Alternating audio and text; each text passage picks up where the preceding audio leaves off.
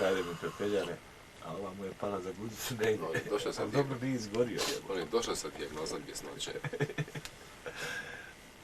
A nije mi namjerno pala, jebo je. Šta to točno? Srećko, hoćeš kantu tražiti da gasiš. Sad ti je dobro. No, zato sam čaj napravio da najprije uzme šalicu, a ne kantu, pa da gasi. Koliko je sati? 5? Dragice, pričaj vici jedan. Evo sad ćemo vidjeti koliko ima. Ovaj namještao on, Josip. 5 i 13 minuta. Josip, koliko je natvrlo? Dragice, pa ti cijeli... Treba da mrcino, rasac otvori ga. Ćeš mu moći nos, ba. A? Jesi? On prema svjetlu. Dobar. Vidim u face kako će ispasti. Jedino što dođe... Dobar sad.